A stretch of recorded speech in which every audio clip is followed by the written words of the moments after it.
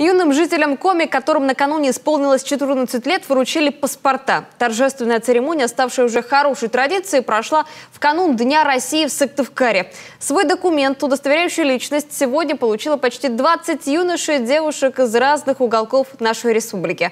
Счастливый и ответственный момент запечатлел Павел Королев. Россия начинается с пристрастия.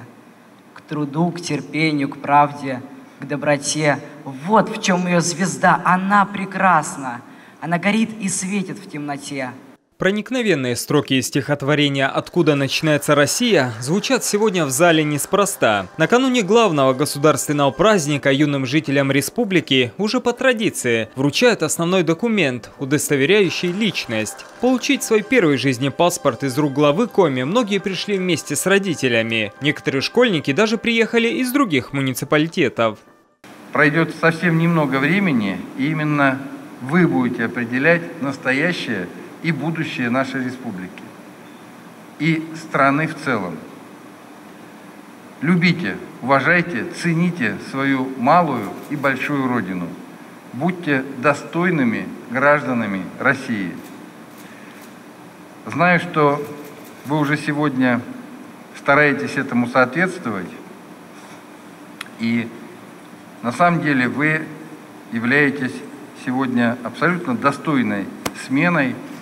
И вручение сегодня паспортов – это шаг, который открывает путь во взрослую, достаточно ответственную жизнь. Среди приглашенных и Дмитрий Палкин. Ему вручают награду Всероссийской общественно-государственной инициативы «Горячее сердце». Прошлым летом 14-летний школьник пришел на помощь утопающим в местечке Алешино. Он без раздумий бросился в воду, когда увидел, как тонут мужчина с маленькой дочкой. Признается, героем себя не считает. Поступить по-другому тогда просто не мог. Там, где паром раньше ходил, там был типа как спуск, такой обрыв. И он просто плывет по течению и говорит: помогите, помогите. И мы сначала не поняли, мы думали, что он прикалывается, потом смотрим, что он с дочкой правда тонет, и нырнули к ним.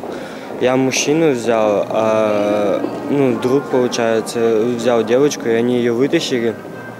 Сестра начала звать на помощь потом.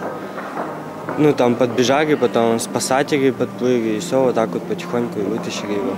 Быть примером, нести ответственность за свои поступки и много трудиться для достижения успеха. Многие из участников церемонии, несмотря на свой юный возраст, уже показали, что уже готовы ко взрослой жизни. Ребята не только хорошо учатся, но и активно участвуют в деятельности детских и молодежных общественных объединений и организаций. Занимаются в дополнительных кружках, выезжают на конкурсы и защищают честь республики не только на российском, но и на международном уровне.